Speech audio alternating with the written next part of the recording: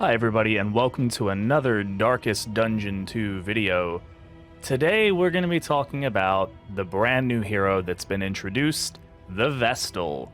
I'm going to be covering all of her abilities and paths today and just going over all of them now that we've got them unlocked so you can see what they are, and just talking a little bit about some of the strategy to playing her and some do's and don'ts and whatnot. So this is Junia. If you haven't seen her yet, she is the newest hero added to Darkest Dungeon 2.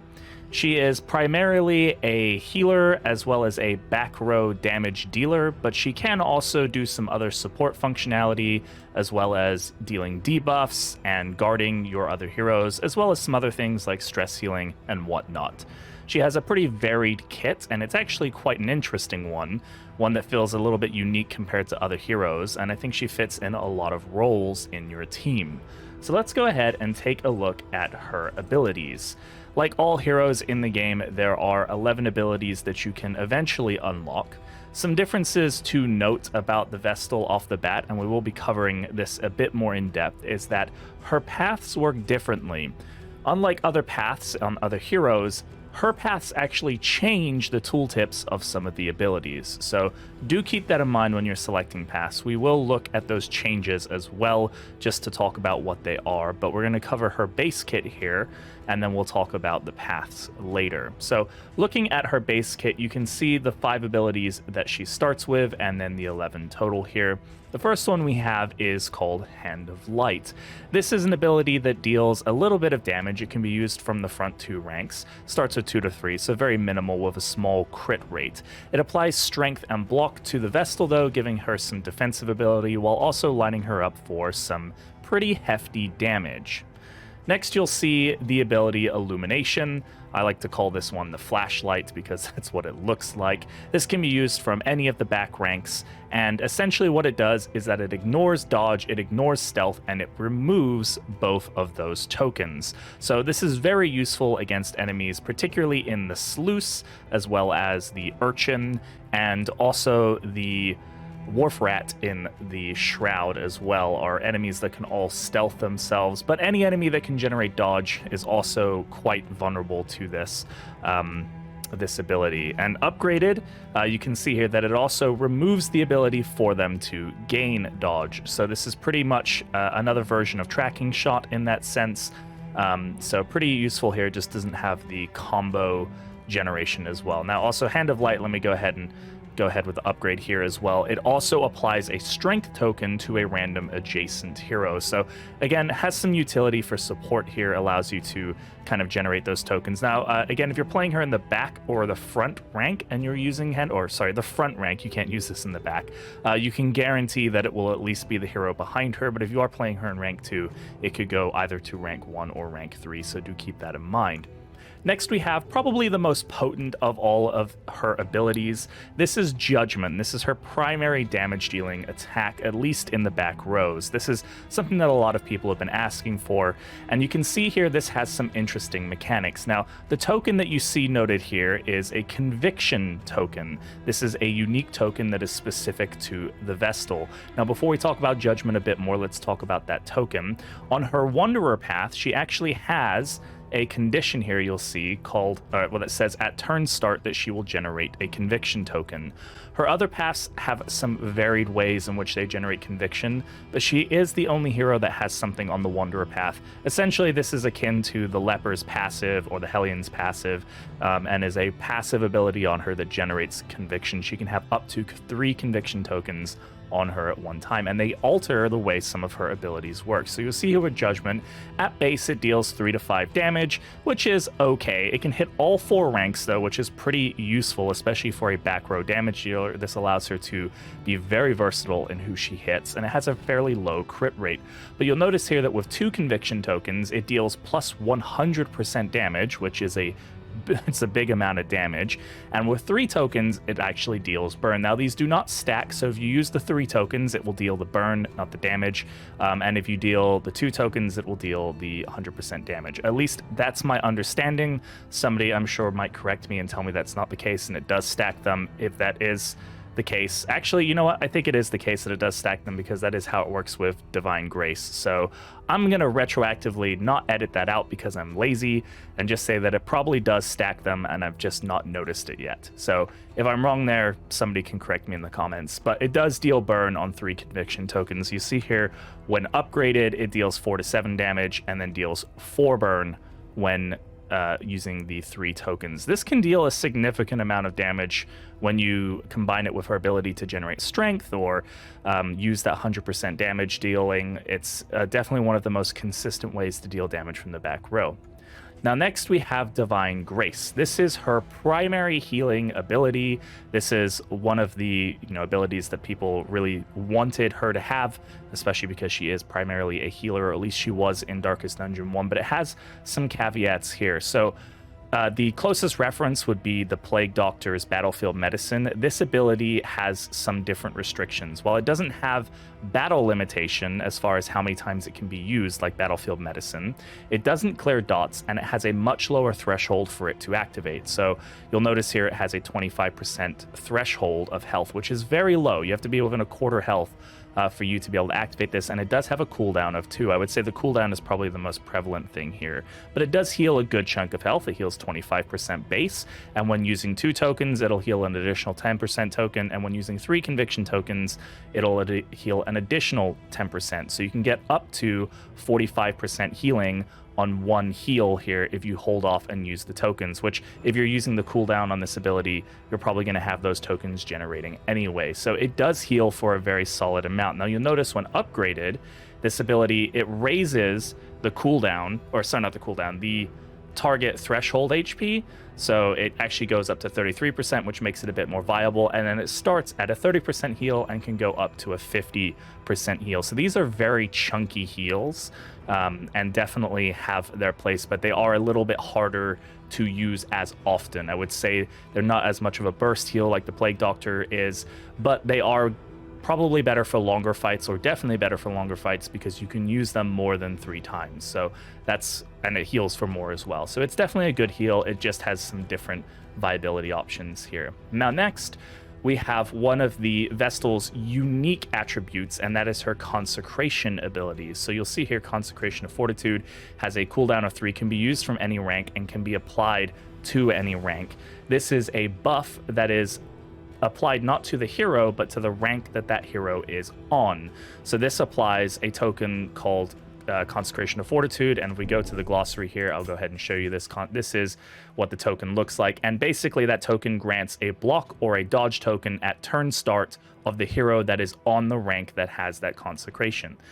This is a support ability that essentially allows you to generate tokens consistently on a hero, and do keep in mind that it can be applied to multiple heroes in a round if the turn order allows you to move those heroes after they have gotten a token. So you can have one hero in that spot, they generate the token, they move back or forward, and then the hero that is now in that spot, they get to use the Consecration. So this is very similar to, say, Controlled Burn, in that it applies to the rank and not to the hero themselves. And then when upgraded, it will grant a block plus or a dodge plus token instead of the regular versions of them. Now, Consecrations can't be stacked. She does have another Consecration ability, which we'll take a look at in a second, but suffice to say, you can only have 1 Consecration on a rank at a time. So yeah, this one has a cooldown of 3, and it applies the Consecration of Fortitude. Now next, we have Ministrations, which is a pretty interesting ability, and one that has a particular usefulness with the new mechanic that days applied twice will stun a hero. So stun is a lot more kind of prevalent in the game currently, so I think this is a pretty good ability to have. It removes dots, and it removes daze, and it removes stun. It doesn't heal anything, but it is useful for getting rid of those. I would say it's more applicable to the daze and the stun than it is the dots generally, because there are kind of other ways to get rid of those that are more common, but it can be very useful in a pinch, especially if you don't have the ability to heal because Divine Grace is maybe on cooldown. You can at least remove the dot off of a hero so they don't check Death's Door, which is much more useful than one might think. Now, when upgraded, it also applies a 30% resistance for each of the token types removed. So that would be bleed, blight, burn, and stun resist, since daze and stun check the same resistance. This is actually very powerful. If you have a hero that you think is going to be tanking a lot, giving them plus 30% buffs to all of their resistances is no joke. So this is kind of a more specific ounce of prevention that has a cooldown of 1 and applies to a single target, while also removing the dots and daze and stun, and while working on daze and stun, which ounce of prevention doesn't work against. So pretty interesting ability there. Next, we'll have everybody's favorite bonking ability. This is Mace Bash. This is what makes her viable in the front ranks. So she is actually quite viable in the front ranks. This deals a decent amount of damage, 4 to 6 damage. It can be used from ranks 1 and 2 to ranks 1 and 2 on the enemy's side. You will notice it does have an application with her conviction tokens, which is that at 2 tokens, it ignores block, guard, and dodge, which is pretty powerful for a melee ability. And with the new update to the game recently, ignoring one of these will also destroy one of the tokens as well. So if it ignores dodge, it will also remove the dodge token. That is something to keep in mind with the most recent patch. It doesn't keep the dodge token there. I'm not sure if that works with the guard, but it does work with the block. So, and then at 3 conviction tokens, it will deal plus 100% damage. Again, giving her the ability to kind of build up these attacks that deal a very good amount of damage. When this ability hits and hits hard, they feel it. So she is definitely viable in the front ranks as a damage dealer. That Mace has some pretty serious punch to it. Next, we have the ability Sanctuary. This is an interesting one that I didn't expect to see on the Vestal, but she is quite tanky if you haven't noticed. She has a base health of 41, I believe. We'll take a look at her stats here in a second. But this is an ability that gives her 2 block tokens and guards somebody for 2. So it's a guard ability akin to Defender. It's a pretty useful one as well. It can be used from any rank. It's very good for allowing her to just take some damage from a squishy hero, so you have more viable options for defending somebody on your team. Also, let me take a look. Mace Bash just deals more damage when upgraded. Sorry, I didn't show that one. But when upgraded, Sanctuary also has a stress reduction if somebody is at over 5 stress. It has a -2 stress heal. So this is a pretty viable way of adding some additional secondary stress healing into your team. It only has a cooldown of 1, which is pretty potent, and it applies that guard as well, and can be applied to anybody from any rank, and she can be in any rank to apply it. So this is a viable option if you want some additional stress healing on your team. Next, we have the Consecration of Light. This is akin to the Consecration of Fortitude ability that we've seen before, except this one is more of an offensive one than a defensive one. Let me go ahead and pull up the token glossary here so you can see. At base, Consecration of Light will grant a strength token on turn start. When upgraded, it will apply a strength token or a crit token. So this is a pretty powerful ability. The 25% chance for crit is one of the best chances for generating crit in the game that isn't a guarantee, like Take Aim. It does have the cooldown of 3 again, and it cannot be stacked with the Fortitude Consecration, but can be used adjacent to it, so pretty useful there. Next, we have one of the other. You've shown it to you upgraded. It just applies the upgraded version of it. Now, next we have Divine Comfort. This is again one of the abilities that came from the original game. It has been modified to kind of fit within the confines of Darkest Dungeon 2, and this is an AoE regen. This applies to everybody in your team and gives them 2 regen. It can be used from the back 3 ranks, can't be used from position 1, and when upgraded it goes to a 3 regen. Now, it does have a very long cooldown, but I will say that being able to give your entire team regen, it seems like it's not very much, but I do promise you that this comes in very, very useful. So definitely a good ability to have on your team. It can definitely save them from death's door many times. And next we have one of the most interesting abilities in her kit, and it doesn't seem like it's that interesting, at least on her Wanderer path, but this is one of the abilities that changes a lot depending on her path. So this is one that you should definitely keep an eye on. Now, on Wanderer, Mantra can be used from the back 2 ranks, and it requires that the target has a consecration. So if the target is standing on a rank that has a consecration on it, it will apply to them, and it heals 10%. Now, this is a heal that is pretty low, but it does have no cooldown and no battlefield limitations, so no restrictions to how many times it can be used. When upgraded, it goes up to 20% when she has 2 consecration tokens, and at 3 consecration tokens, it'll actually trigger the effects of the consecration. So basically, she will force those to apply even when it is not that hero's turn. So it can kind of go out of order. You might be able to generate additional tokens. Mantra being a very, very interesting ability in the way that it works, and we'll showcase how it changes in some of her other paths as well. Now, taking a look at her paths, again, the paths work a little bit differently than they do on other heroes. So unlike the old system, I don't know if this is going to change in the way that other heroes work, but currently the system that hero paths work right now is that they just have a tooltip that basically says this is what changes, this is what's different, and you just have to be aware of that. In this case, the path tells you what the abilities are that it changes, and then when you select that path, it will actually make the changes to the tooltip for those abilities, so you have to go take a look at them. The other thing that they all change generally is how she generates conviction tokens. So if we take a look at her first path here, which is Confessor, at turn start she generates conviction, so this one is very similar to her other path, her Wanderer path. But you'll notice that for each conviction token, it increases her chance to debuff. And I believe it increases it by 10% per token. So for each token that she has, she gets an additional 10% chance to apply debuff. So this is her debuff-centric path. Now we'll take a look at the 4 abilities that this messes with. The skills are Hand of Light, Illumination, Judgment, and Mantra. So if we take a look at her skills now, you'll notice that Hand of Light has changed slightly. It does a little bit less damage. It also doesn't apply the block token.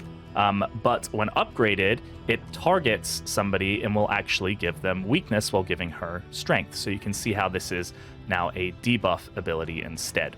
Now, if we look at Illumination here, it will actually go ahead. It ignores dodge, it ignores stealth, it removes stealth, and it removes 1 generic positive token, right? When upgraded, it removes 2 positive tokens. So that is a pretty significant change. It doesn't focus on the dodge anymore, but it does focus on other things. So it could take crit tokens, it could take strength tokens, it could take any other kind of token. So a very good way to strip tokens off of the enemy. I believe, let me take a look here. The other one was Judgment that this also changes. So you can see here with Judgment, it actually applies a debuff now. So it no longer has the damage increase and the burn ability, but on Confessor, it applies weakness, and then will also apply vulnerable. These again do stack, and when upgraded, it applies 2 of those, which is a lot. So that can be really powerful against certain enemies. The other one is Mantra. So let's see how this one, so it doesn't change at the base level, requires the target has a consecration, but when upgraded, it will remove all negative tokens when she has 3 of her conviction tokens. So very good for stripping debuffs off of your team. Very similar to something like Indiscriminate Science. So that's her debuff path, Confessor. Next, we're going to move over to Chaplain. This is more of her tanky front rank path. She gains, in this case, she gains her conviction tokens when she is hit. So you want her to be taking damage in order to generate her conviction tokens. When she has conviction tokens, these enhance her stun and her move resist. Again, I believe it is by 10% each token, so up to 30% of an enhancement there. And this affects 3 abilities, Hand of Light, Mantra, and Sanctuary. So we'll take a look at these abilities. Hand of Light, again, has now the strength and the block token, but when upgraded, it now applies a block token to a random adjacent hero, not a strength token like her original one did. The other ability, again, was Mantra and Sanctuary. Sorry, just double checking there. So Sanctuary, I believe when upgraded, it now applies Guard 3 and also gives her a block plus token and a block token, where I think it still just did double block token on the original one. So, but this one no longer does stress healing. It just does 3 guards, so she has a higher chance of generating these tokens per round. This is the only guard I know of that does 3, so it is pretty interesting there. And then for Mantra, instead of targeting people who have consecrations, it now can only target on people who have guard. So this can also work pretty well with, I believe, the Man at Arms. I think it does synergize with him. I think it just needs somebody to have a guard on that target. And then when upgraded, you can see here, there's actually multiple tiers to this. She can self-heal with this as well as healing somebody when she has 2. When she has 3, it's a -1 stress reduction to the person that she applies it to, as well as a -2 stress heal to herself. So this is kind of where her stress healing move moves to.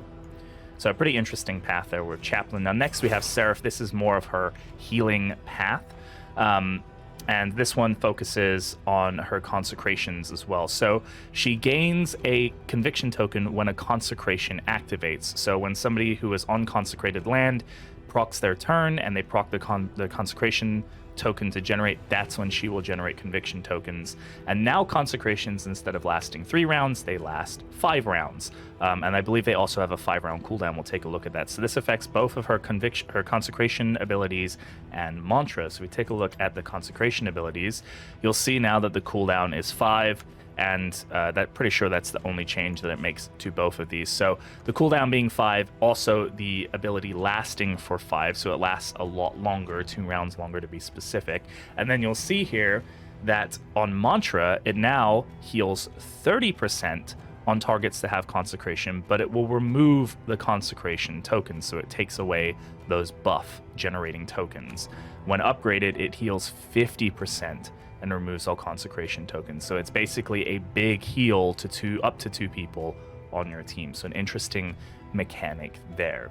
Now, if we go ahead and we just take a look at the hero in general, we rolled a Deathless Pacifist here. Very cool. This is her fully upgraded, by the way, so do keep that in mind. This is not her base set at the altar, but we'll find here. So she's got, she's got low bleed and blight resist. She's got a slightly higher burn resist and a fairly decent, I would say, stun and move resist off the bat, and debuff as well as a pretty low disease resist, 20% here. So across the board, nothing crazy. But do remember her paths do alter the way that her stun, move, and debuff work. So that is something to keep in mind, or at least her debuff application. So all in all, the Vestal is a pretty unique hero. I think they've done a very good job making her kit quite interesting. She can fit in almost any rank and still do some work, as well as her trinkets work very well with her paths as well. I do quite enjoy the way that the paths have been integrated in for her. So yeah, pretty cool hero, I would say. Definitely some interesting ways to play her. Generally, my recommendation is that you focus on one of the things that you need her to be doing. So if you wanted to be dealing damage, you really want to focus on kind of that judgment or that bonk damage. If you want her to be doing consecrations and healing, like, just focus on that. Try not to have her doing anything else, and definitely supplement other people in. I would say definitely don't fall into the trap of thinking that she is only a healer, and don't bring another healer on your team if you want her to be doing something like focusing on applying consecrations or applying debuffs. You may want to have somebody like the Plague Doctor on your team, so that way you do have somebody who can heal the team. We have enough healers now between basically these 4 right here that you should be able to use the Vestal in a non-healing role and still get good use out of her, so do keep that in mind. Again, she is pretty tanky. If we take a look, it doesn't show her health here. I believe her base health is 41 though, so she can take a lot of damage. Don't be afraid to put her up front and let her eat some of that damage, especially when she has like the Chaplain path. She can generate those block tokens. She can also apply consecrations to herself, so keep that in mind if you want her to be getting those strength tokens, those crit tokens, those block or dodge tokens. She can apply them to herself as well. She doesn't have to just support other people. So I would say the best recommendation I can give for you to playing her is to kind of, if you're a Darkest Dungeon 1 player, is to throw your old ideals about how to play her as a stun and heal bot that just does those things over and over again. Throw them out the window, and definitely give her the opportunity to shine in other ways, or just throw her in rank 1 and let her bonk everybody, as we all want to do.